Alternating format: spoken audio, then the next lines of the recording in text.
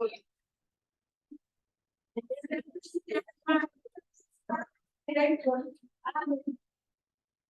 think okay, fine, we'll just continue on. Like, a few more announcements today for that we didn't have yesterday. So Tara Schroer, who's our Colby College community librarian, is going to speak.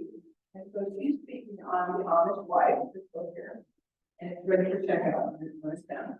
And then tomorrow we have Bill Dixon. He's a Kansas humanities speaker, and he's going to speak on the Kansas Monarchs and the Negro Leagues Baseball Museum. About 5 years ago during the summer, and there just weren't enough people for a run concert. And he's such a good speaker and great paraphernalia, and he is just a really delightful person.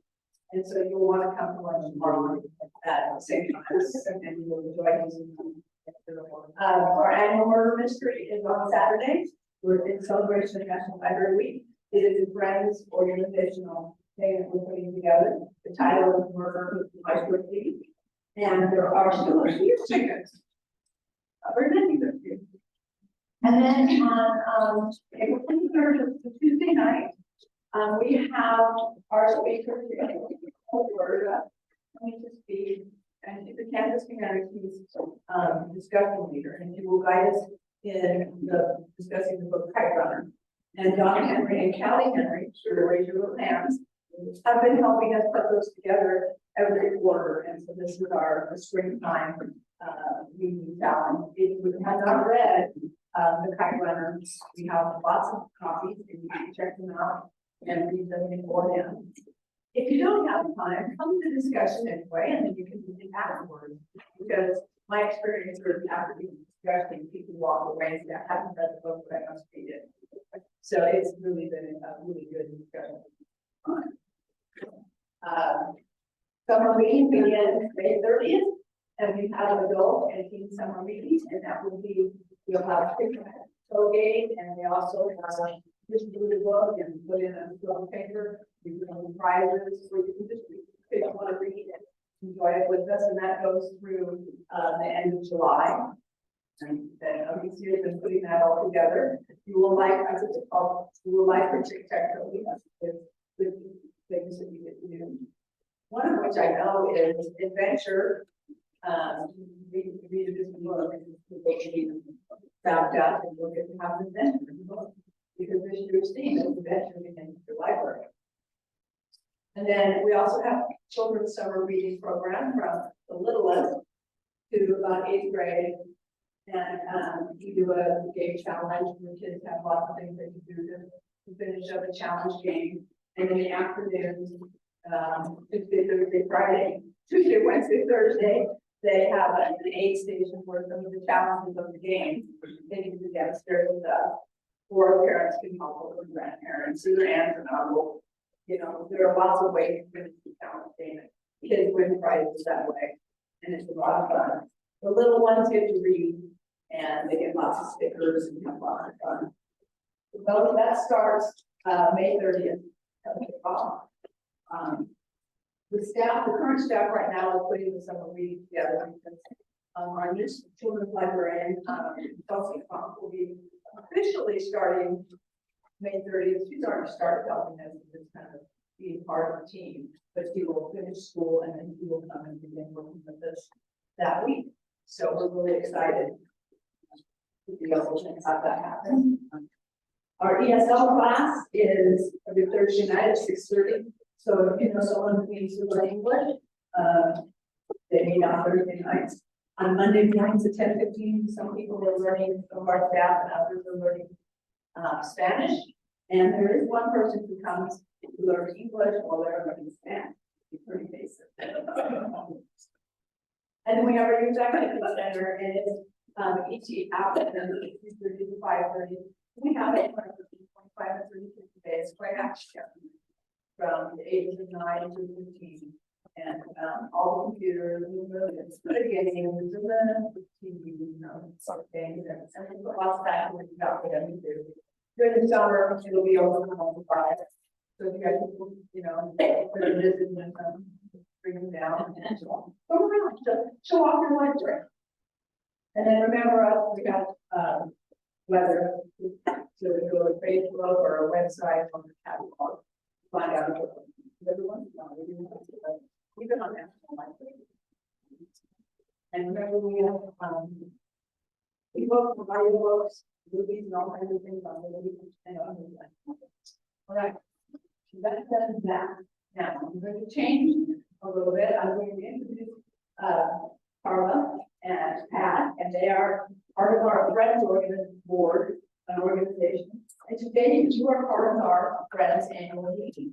Many of you are members, and so we have decided that the best time to have that meeting is during National Library meetings, so that you're a part of it. So if you guys will come here, if you did, tell them who you are, well, I put this Carla down. If I'm too loud, you can holler at me, okay? I may have to carry it up the microphone if needed, so but still. I'm Pat Erickson. Many of you probably know me. I was in the college for a long time. And I was have probably known a good chunk of you in this room. So there we go. One thing we want to announce to start with, we want you guys to look at the brochure. They put together a very nice brochure for the library on your table. You probably got one in the mail as well. Inside the brochure was a letter about the Adopt a Magazine and most importantly your membership for the year. So that's on there as well. One of the things that we would like you to consider is that we could use another member of the board from the library. We've had a resignation and you're going to need a member. So if anybody has an interest in that and would like to be part of the board, before you say yes, I'm going to inform you that the meetings are at 7 a.m. And that's every month. Just throwing that out once a month. If you have a meeting. Okay, people who aren't morning people can make it. And you can too. So that's workable. So we just wanted to let you know that if you're interested in being a member of the Friends of the Library and being on our board, we'd love to have you. Thank you for being here for our meeting. Oh, yeah. I'm going to read you the minutes. One of my favorite activities in our faculty, but you can see that. Okay, so we met last year, April 12th, 2023, in the library basement. The annual meeting of the Friends of Pioneer Memorial Library, called to order by Jan Barnum, president, at 12:10. Board will be present. I'm not going to go into the meetings. And there were 47 at large members present. Carla Haggard, representative, 2022 annual meeting, Pat moved to accept, they were out seconded, motion carried. Carla Haggard presented the treasurer's report with input from Melanie and Jan. Cash balance as of 12/31/22 was $16,433.07. Diane Gershner moved to approve and Wayne Horlofer seconded, motion carried. Board member candidates present were introduced. Proxy votes were 56% return, 33% required for valid vote. Mary Lou Jones, Carla Haggard, and Watts are all approved. The report of Friends activities in 2022 is given by Jan Barnum. Note that Adopt a Magazine was mailed in spring, not fall, so not yet complete. Business items, Friends Board meets at 7 a.m. on the second Tuesday of each month, September to May. All are welcome to attend. Motion to adjourn at 12:20 by Jay Powell, second by Wayne Horlofer. Motion.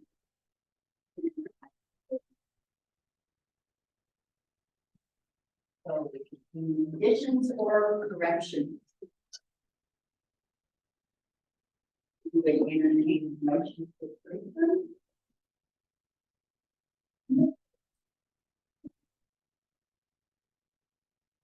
That's Maryland Walls. Thanks. Second. I'll second. Fine. All in favor, raise your right hand. Okay, all opposed? Thank you.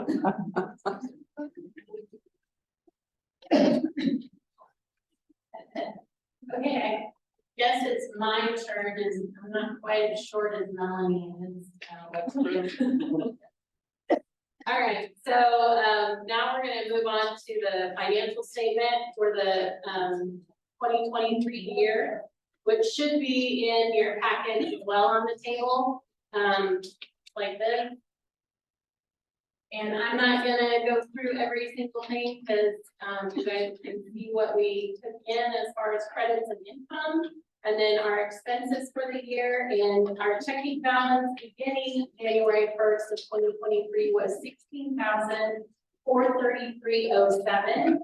And, minus some of the checks that were in the 2022 annual report that were written at the end of 2022, came up in January. The checking balance as of December 31st, 2023 is $13,329.50. So that is our annual income for 2023, and what our balance was that we stopped or started at the beginning of 2024.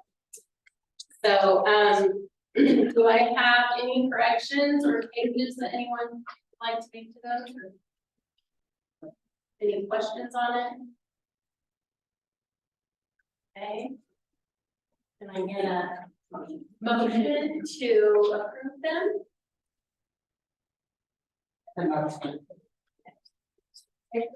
Second.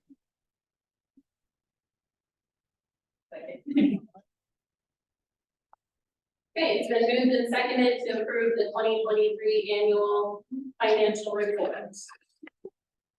All in favor? Say aye, raise your right hand. All opposed, same sign.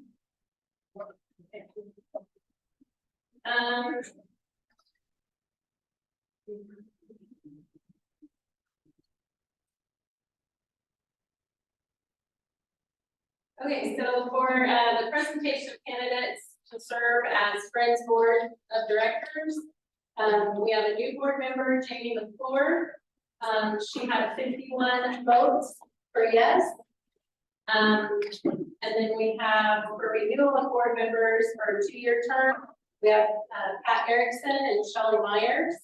And Pat Erickson was 43 yes and 3 with no selection. And Shelley Myers was 51 yes. Proxies that were returned with no signature tally, Jamie McClure was 3, Pat Erickson was 3, and Shelley Myers was 2 with 1 no selection. So for we had 121 proxies that were mailed out, 33% of the 121 signed proxies that were needed to be returned to meet the bylaw requirements. So we had that. And 54 proxies were returned by 12 p.m. meeting time today. So any questions on any of that or our members?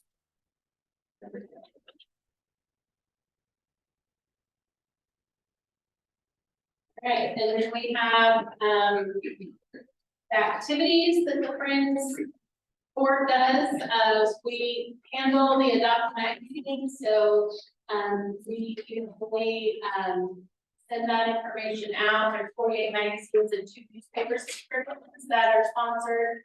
And you can see on the papers in the packet that the cost of that is $2,525 in 2023. And the Friends Board helps with that.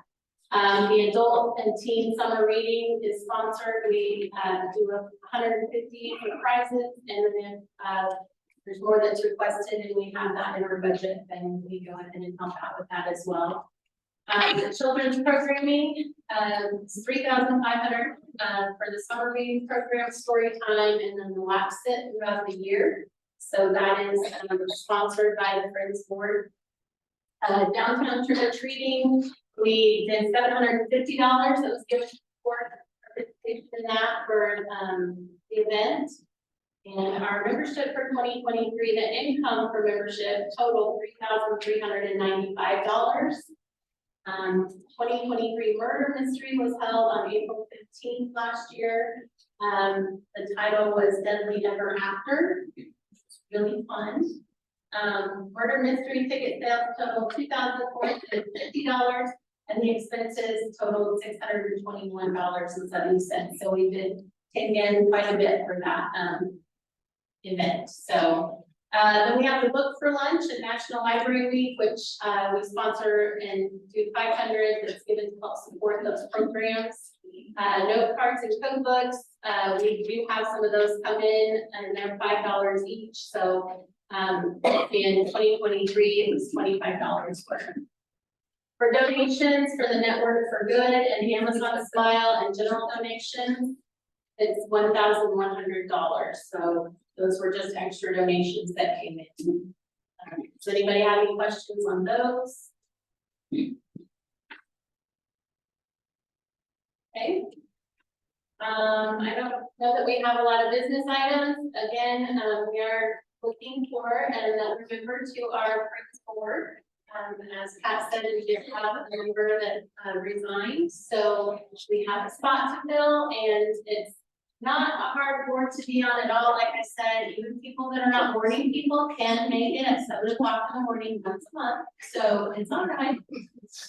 You asked my family, and I'm not a big person, so, if anybody would like to join or is interested in that position, please contact either Melanie or Lynn, any of the library staff, or contact a Friends Board member.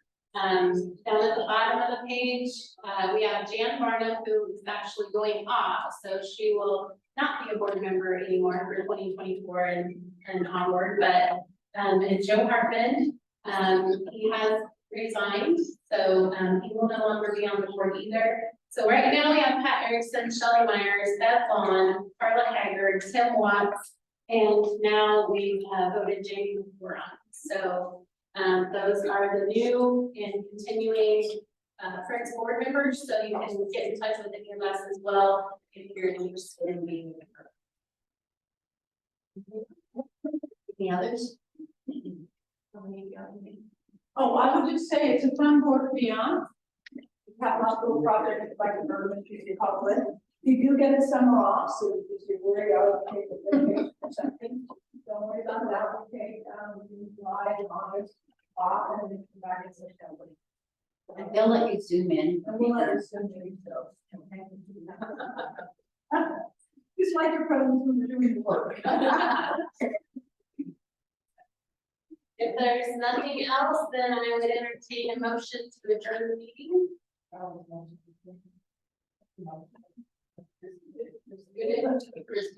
I read. Oh, okay. And do I have a second?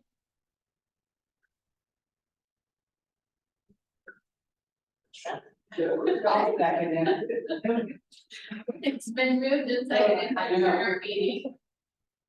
Thank you all for coming and enjoy your lunch. Thank you. Thank you.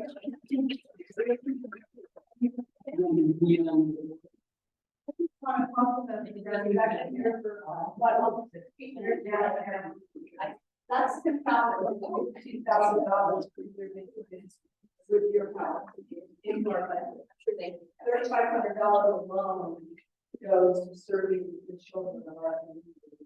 And you pay $3,500 off that. Yeah, there it goes. I mean, I don't know what to say, you know, you guys and your friends are doing great job. Moving forward, I want to thank you. The Friends is a great organization and they truly are friends. Okay, so Kara, we're gonna have to come and start speaking on her book. She wants to share The Amish Wife. Hi, everybody. Hello. I'd like to turn on my microphone now, and if you're gonna make me.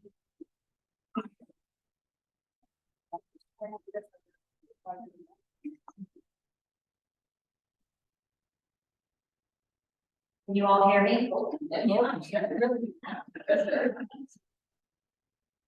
The college library, they told me I'm the loudest librarian this side of the Mississippi River, so I'm really surprised that you all think I do. So thanks for being here today. Holy cow. Okay. This book, The Amish Wife by Greg Olson. First off, I'm going to disclaimer with this. After I talk about this book today, if you read the book and you go, well, you didn't talk about this, and you didn't talk about this, and you didn't talk about this, I don't have enough time.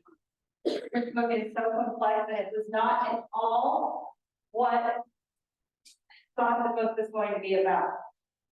So let me tell you a little bit about the author, Greg Olson. So he's a best-selling author. He writes crime novels and true crime books.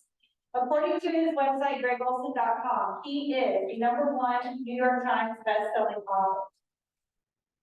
He has also been a guest on several talk shows and local television shows, his home area where he lives in Walla, Washington. In his writing of true crime books, he becomes one of an amateur sleuth, which we'll talk a little bit about in this book. He's won awards for some of his books, some of the books that he has written. The American Mother, I Know Where You Live, If You Tell, which was the first book. I'm going to slide over this way so you can all see the presentation. If You Tell, which was the first book I read by him, which takes place in his home state of Washington, and was a story about children and what they went through at the hands of their parents growing up. It was a good book, but a tough read.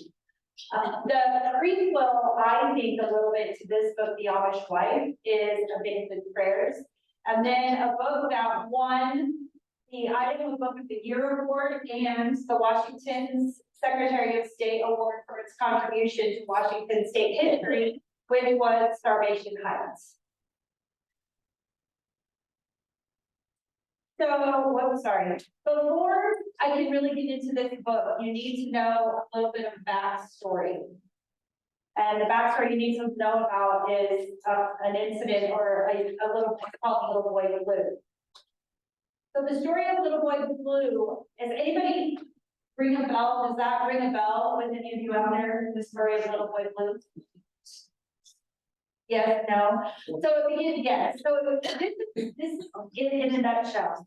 On Christmas Eve of 1985, a farmer outside of Chester, Nebraska, which is approximately 15 miles north of Belleville, Kansas, discovered the body of a little boy in a field by a ditch along the road.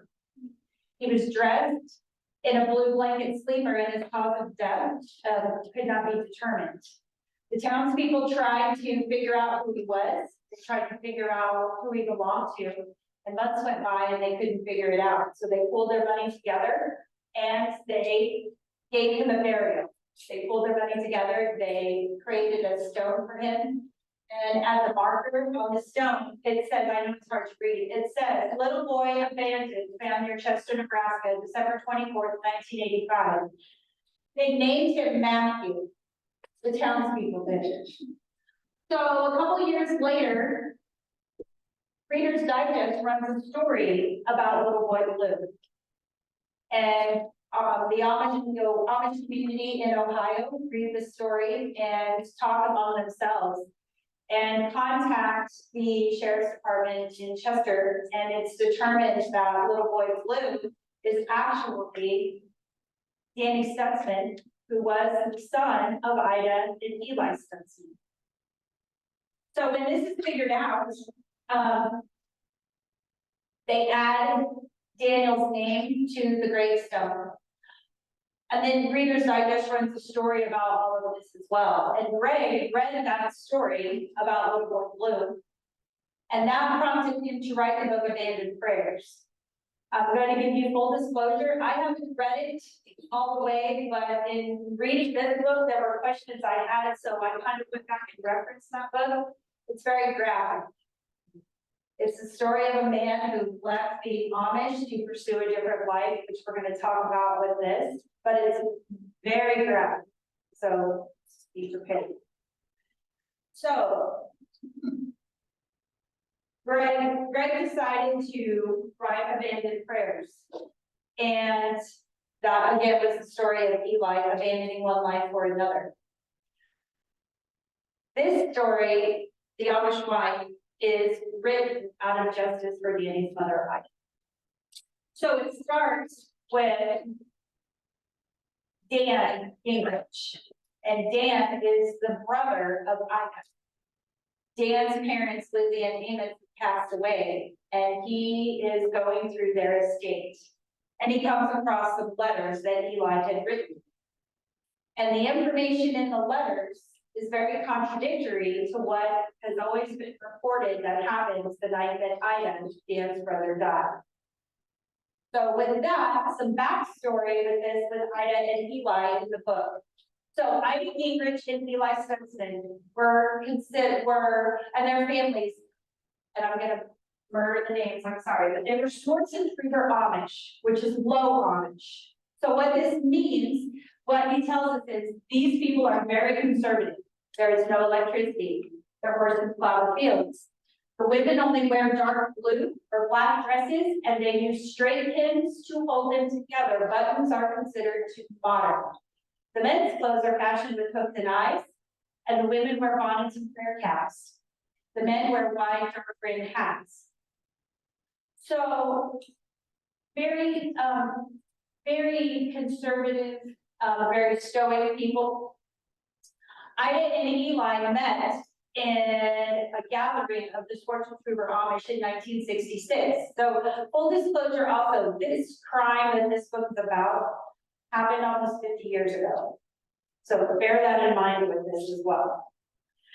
So Ida and Eli met at a Schwarzenegger gathering in 1966, and Ida was very, very taken with Eli. Eli ran hot and cold with Ida. She didn't know then that this man who eventually became her husband had some real problems with his identity. So the Amish have, and again, I'm gonna slaughter some words, the Amish have I don't want to call it a tradition because I don't think all of them do it, but when the Amish young become of a certain age, they go through what is called Rumspring, which is a point for the Amish youth to be able to walk away from their faith, to walk away from who they are. They get to go experience things in the English world. And Eli did this. He walked away somewhere around 1966, 1967. The church then, when the Amish youth go through this, they are what they call banned from their ordinance. This is a way for them to go and experience, and they make the decision whether or not they want to come back to being Amish. Eli was gone for a long time, for years. Ida was very concerned that he would ever come back because this was the man that she wanted to marry. So a lot of events happen, and when the author starts investigating this, first thing I want to tell you is this book goes from 1974 to 2000 to 2022. It goes all over. It's like putting together a jigsaw puzzle when you're like, okay, I'm going to start up here because I've got all the pieces to the sun. So I'm going to put the sun together. Then I'm going to come down here and see if I can work on the horse. It's kind of how this book rolls. So there are some incidents that he investigates that happened prior to Eli deciding to make the decision to come back to church. And he, in the interviewing of people, and that's another thing with this book, the Amish do not have homes.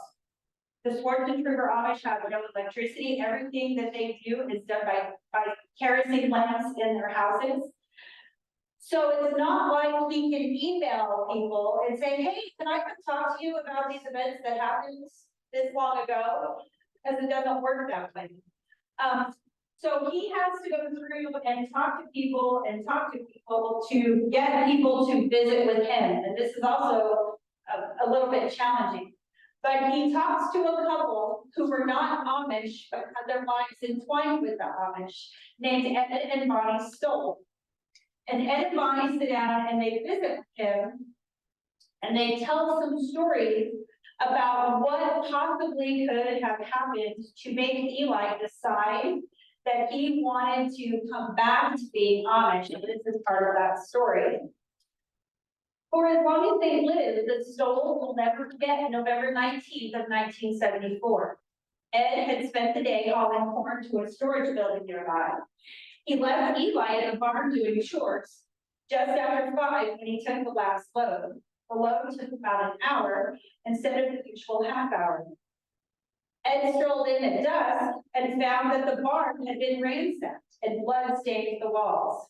Eli was curled on the floor among bloody rocks, bricks, and scattered bales of hay. What took you so long? Eli said, barely getting the words out. Eli muttered something about having been jumped by two guys. He said he had seen a strange car with West Virginia plates driving up and down the road near the farm. Later, when he was in the barn, someone hiding in the hayloft threw a rock, hitting him on the head. He said another man jumped from behind and slashed him with a knife. Eli said that in the struggle, he had stabbed one of his attackers with a pitchfork, but they had overpowered him. So this was a couple who hired Eli while he was still not back within the Amish church to work on their farm. The story goes on that they recall the fact that it was very interesting that at this time, Eli's wounds were only on one side. They weren't on both hands, they weren't on both arms, like if you were fighting off an attacker, they were only on one side. The supposition always was that Eli had given this wounds to himself as being self-inflicted. Now, the reason for that was Eli had been involved with things English and had gotten involved with some people who were dealing marijuana in the early 1970s. He got into some trouble and he ratted it out. So the supposition has always been that the reason Eli decided to go back to the Amish community was to avoid trouble with the law regarding the marijuana. Another thing that was interesting that Stoll told was the fact that Eli made several comments about knowing how to kill someone without it showing. At the time, they just kind of passed that off, you know, like you do when someone says something kind of out there and you kind of go, okay. So, yeah. So, but now coming back as Greg is talking to them, those words seem to have a little more ominous tone to them. So in 1975, Eli comes back. He announces that he's going to rejoin the church. Ida is thrilled.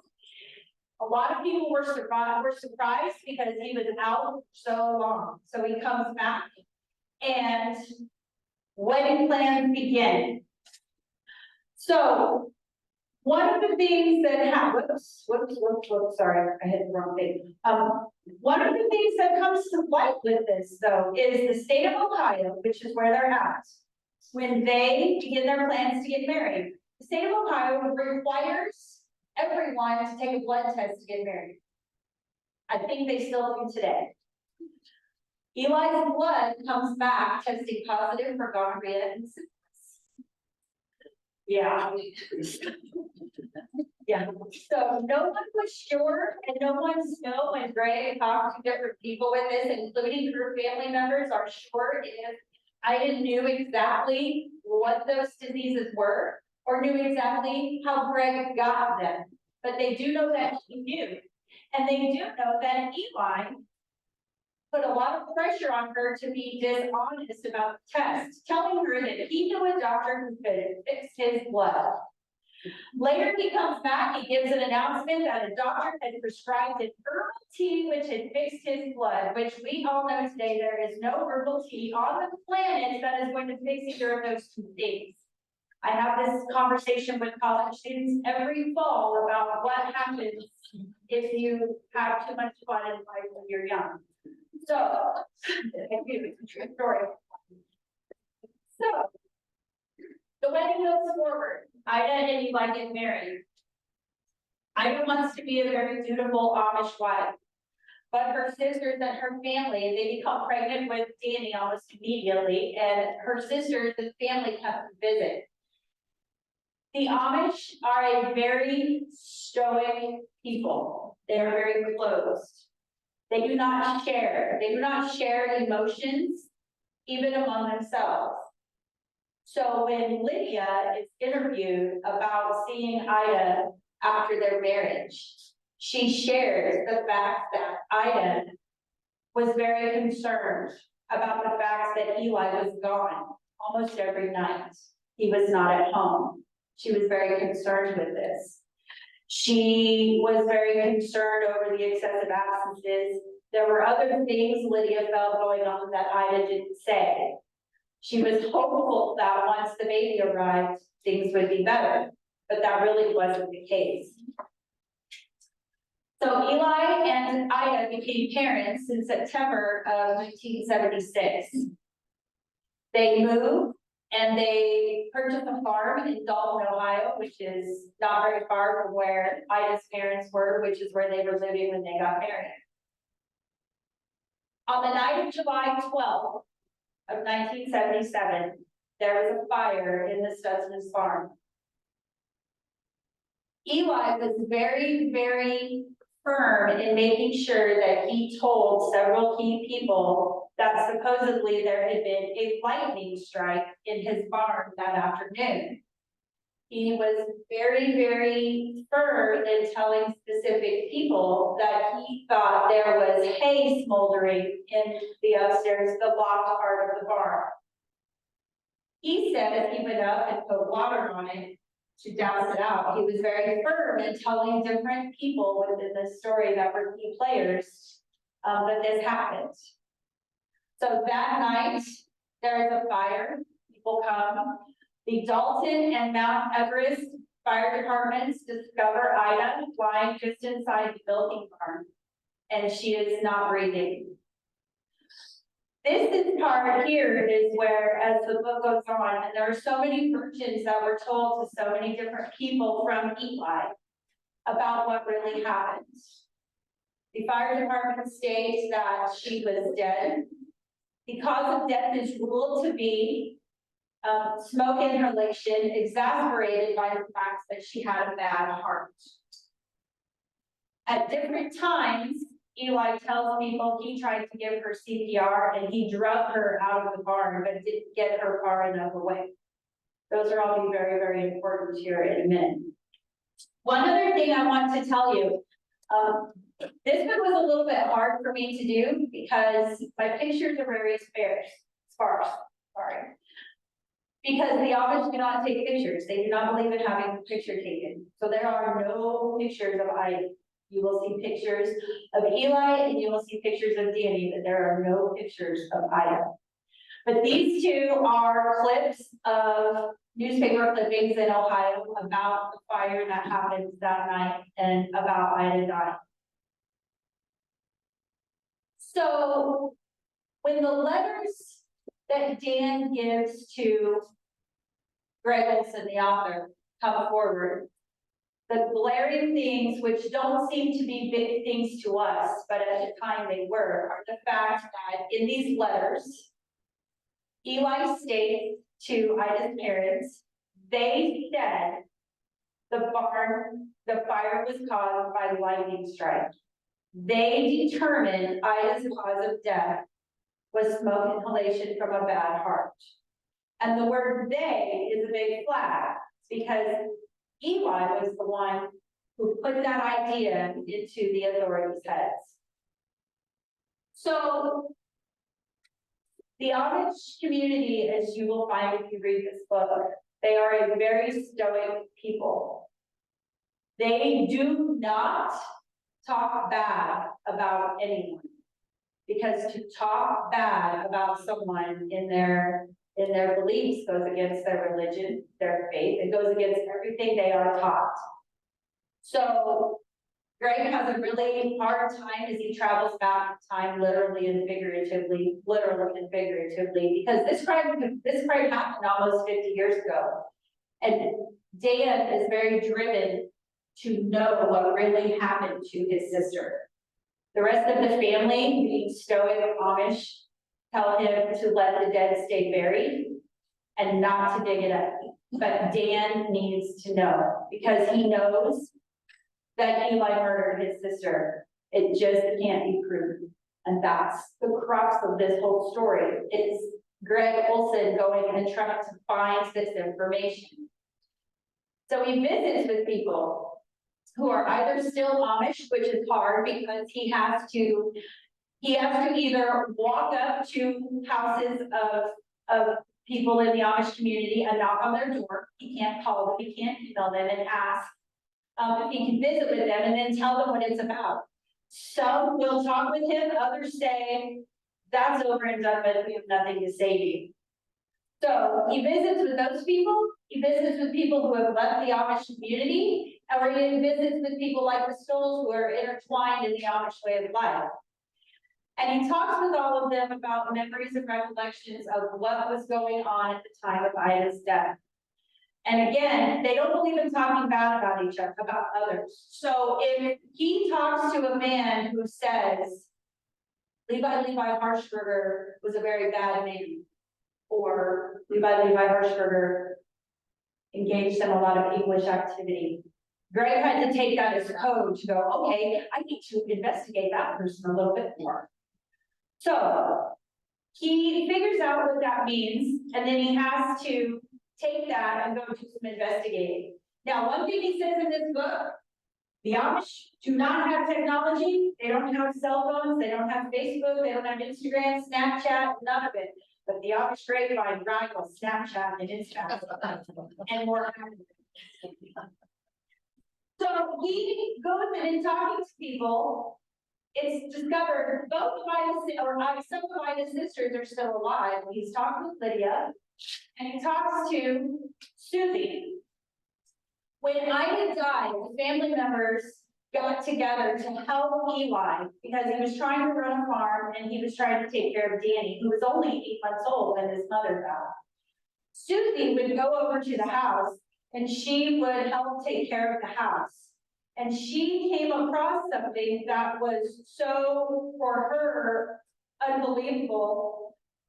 She couldn't tell Greg about it, but could not tell someone. When I met with Susie, she wouldn't come out and say what it was that she found because it was so terrible. She had to tell a member of her church. Andy tells me she found a camera. A camera? I thought it was porn or something, maybe a dental. Susie was so upset about what she found that she couldn't bring herself to say it. A camera. Now I get it. It was such a violation of the ordinance that he would possess a camera, that while Susan couldn't tell me, neither could she keep quiet about it to the members of the church. As Andy tells it, Susie hoped in a way that most of us often do, that somehow this device had accidentally ended up in the house that Eli lived in. She confronted Eli though, and he admitted that it belonged to him. So this was a big deal, because the Amish don't believe in having their picture taken. They don't have mirrors in their house. That is vanity to them. So they don't have any of that. So this was a big deal to Susie finding this. This was a humongous revelation and a big shock to her.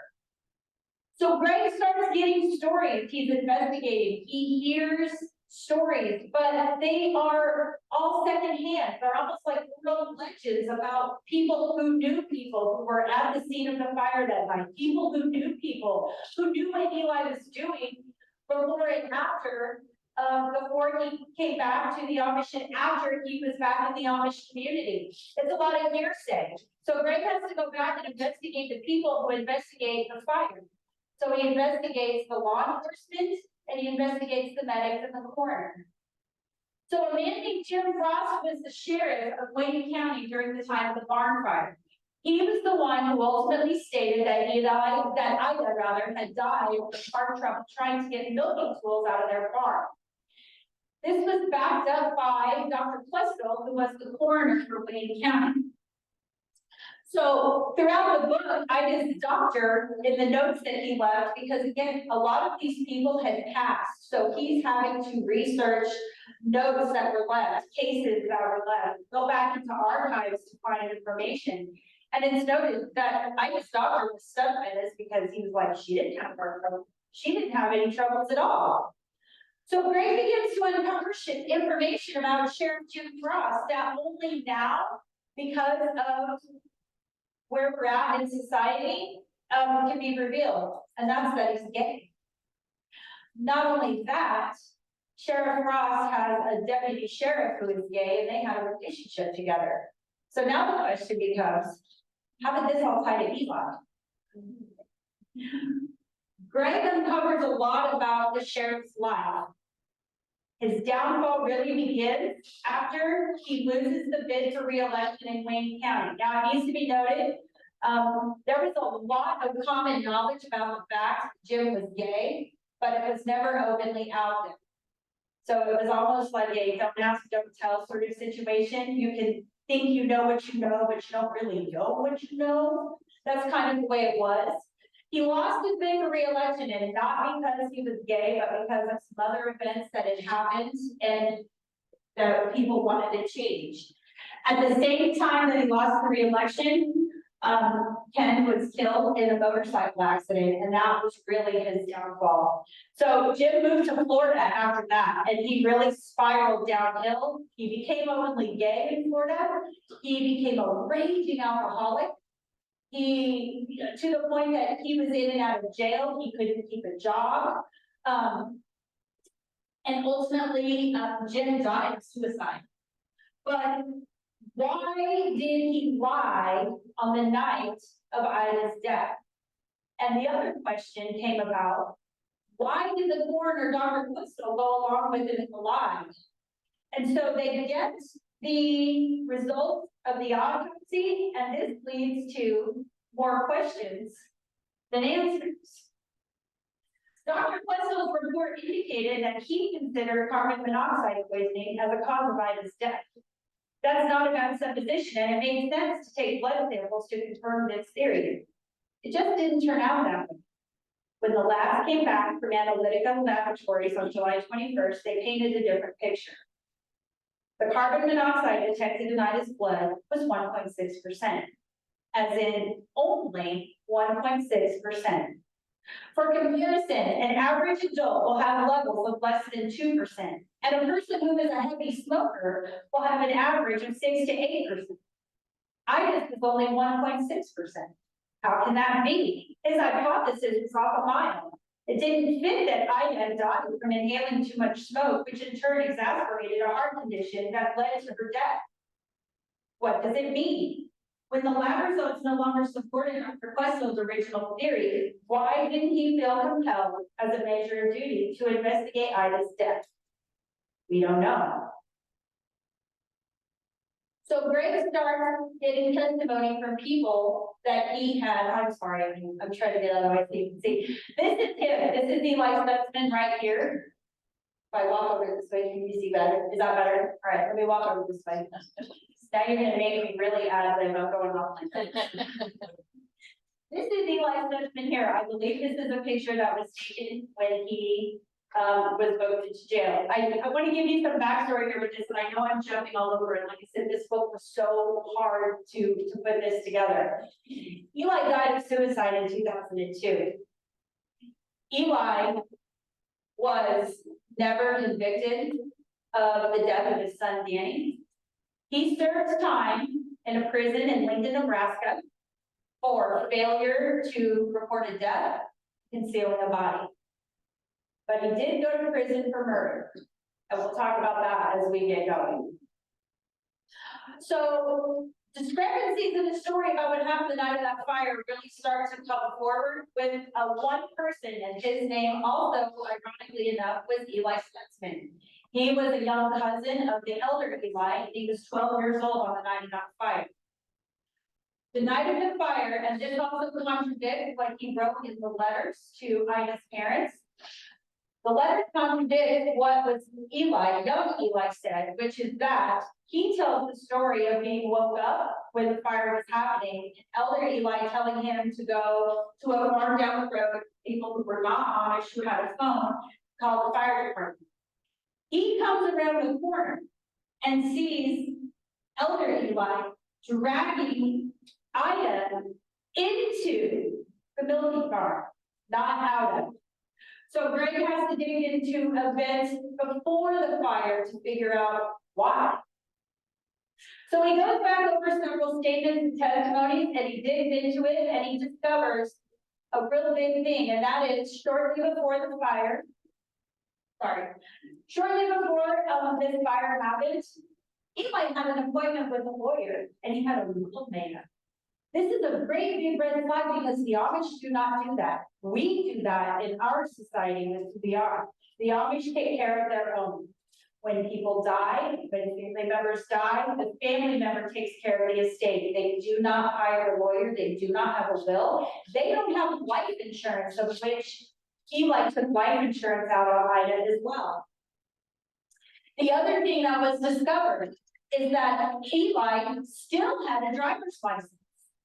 And he owned, and by extension, Ida, a 1972 Dodge pickup that he was seen driving around other communities in. Now, this one in the Amish community should have been a red flag waving in the wind on the prairie, because that is such an English thing to do that it shouldn't have been allowed, but no one investigates.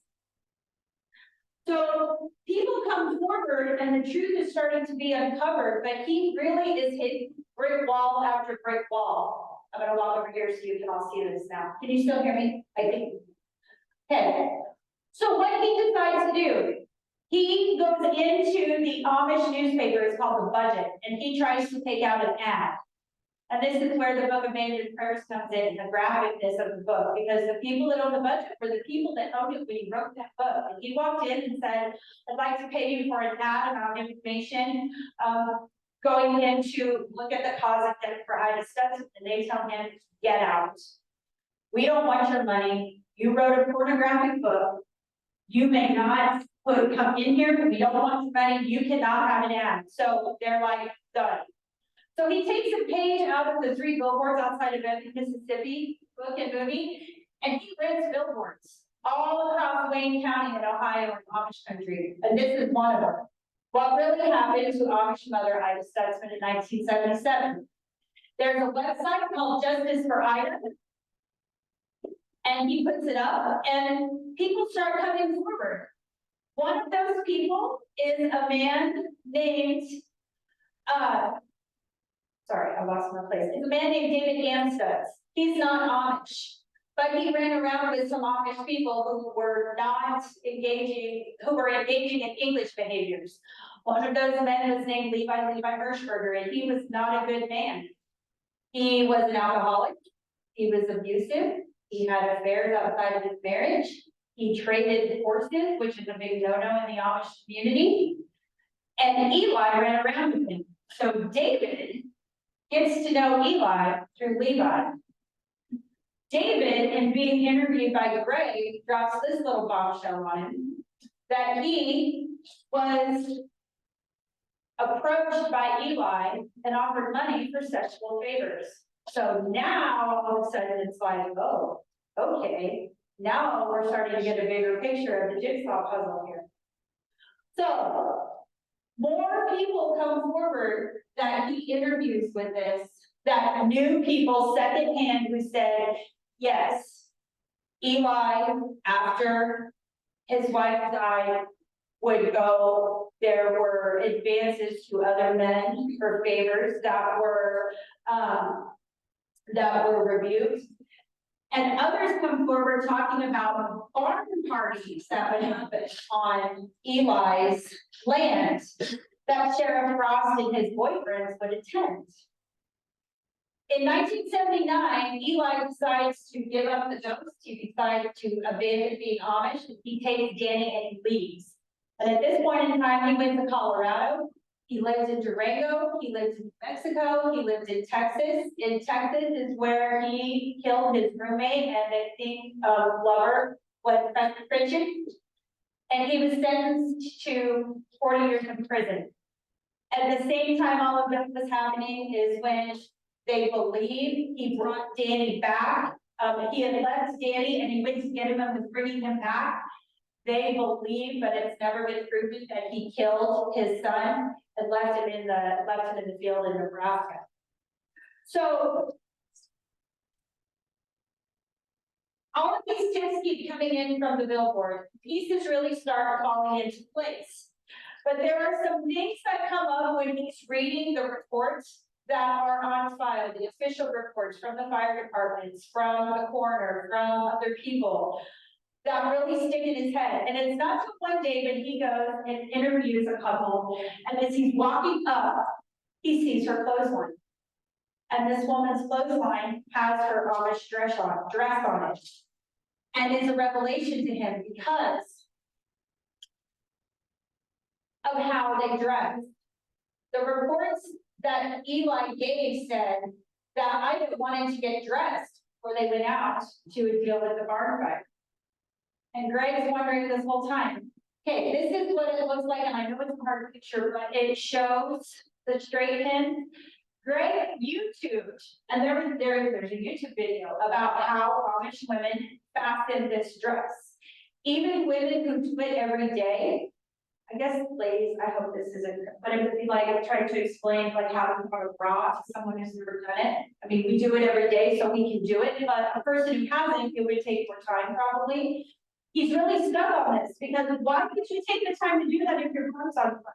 And why would you wait for your wife to get dressed if your barn's on fire? And it seems like a small thing, but this was a big thing that was never investigated, ever investigated with this.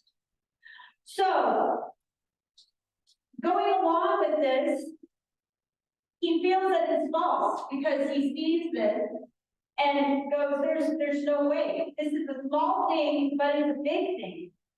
He has so many stories of people coming forward saying, we know she did die by this, we know he liked her. It just can't be proven. And that's what he's trying to do, is figure out how to present this to Ivan's brother Dan, what really happened to his sister. The other thing that happens as he goes with the billboards, he wants to have enough information to take to the Wayne County Coroner's Office to get Ida's cause of death changed from death by heart trouble to at least the suspicious death.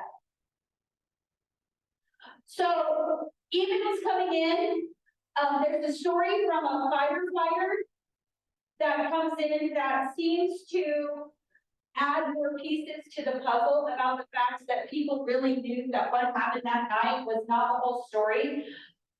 But these were Amish people, and the Amish take care of their own, and the Amish don't talk bad about people, so they just let things go.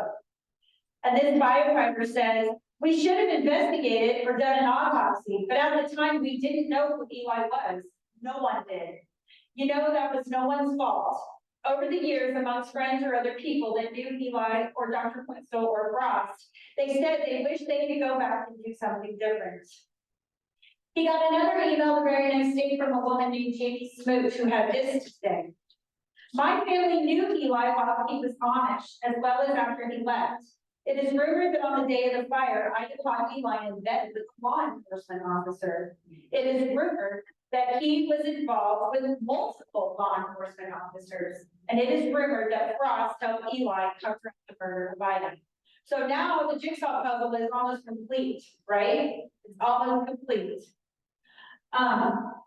They're getting to, he's getting down to the end. This is a picture, I'm gonna slide over here so you can all see it. This is a picture of Danny and Eli that was taken, they believe, when he was living in Colorado. The book is starting to wind up, except for some revelation here that comes from the fact that in interviewing former lovers, former one-night stands and hookups, names of men that Greg was given about Danny, there's a lot of speculation and suspicion that Eli may have sold Danny for sex. There is speculation about why Danny was killed. Eli used to have barn parties, is what he had them. He had them in Ohio, and he had them when he left the Amish community. And the men that were interviewed with this come forward stating that Danny was either in attendance at the barn parties or on the premises. That's as far as I'm going to go into this, because that was a pretty tough read for me as a parent.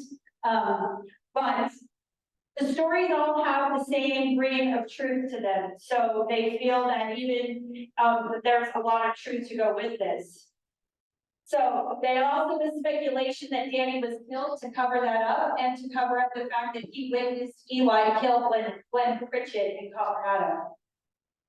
So the deadline for the publication comes near, and Greg is still really driven trying to make sure that he has information to give to Dan so that Dan can put this to rest. He is still driven to get information to get her cause of death changed, because this has really become a driving force within him. So right before he submits the final copy for publication, he gets an email off of the billboard site from a woman named Sherry. Sherry states that her brothers were friends with Eli before he was married to Ida. Now one of her brothers was actually Ida's lover. But the bombshell in this comes when she states that her Aunt Mary actually worked for Dr. Questel, who issued the cause of death. We all heard that Ida died of a heart attack, smoke inhalation, and severe burns. We all felt sorry that she died saving farm animals. My Aunt Mary told my dad that was not what Dr. Questel originally had in his autopsy report. That Ida had a fractured skull and was beaten on the back of her head and around her shoulder area. She was not burned. Mary would say that Dr. Questel thought Eli Stutzman killed his wife and put her body just inside the barn doors so that the Dalton and Mount Eden fire departments would find her, so she wouldn't burn up in the fire.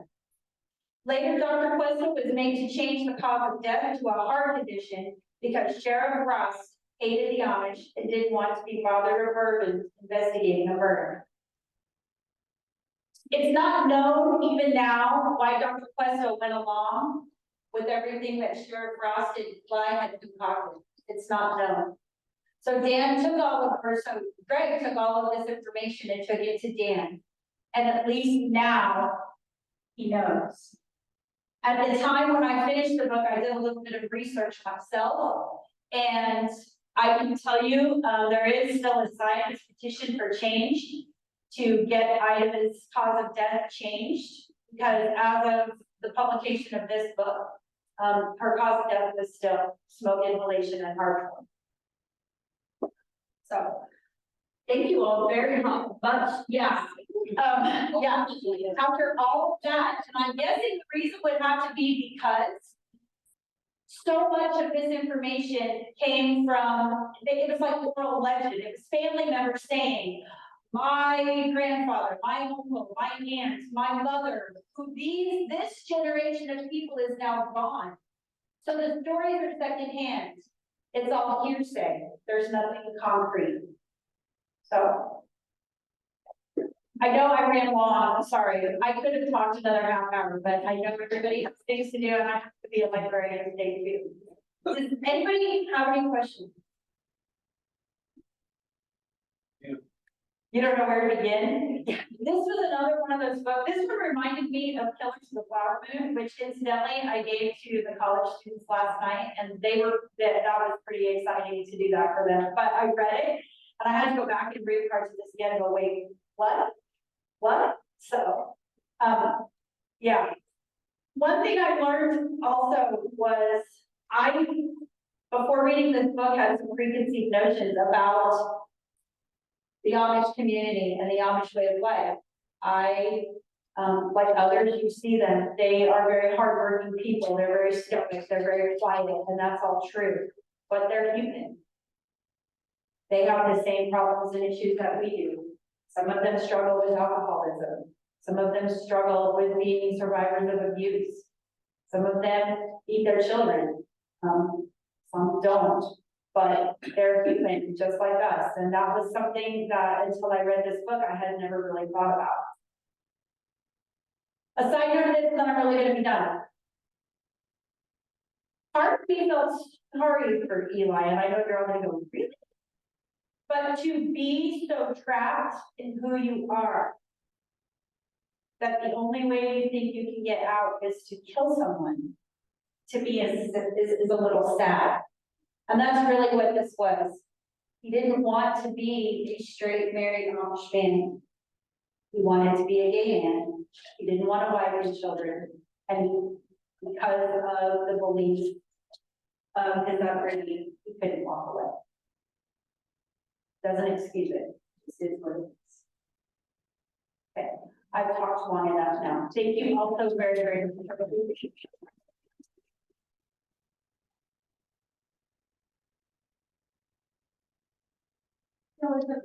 A lot of work on her. Well, thank you.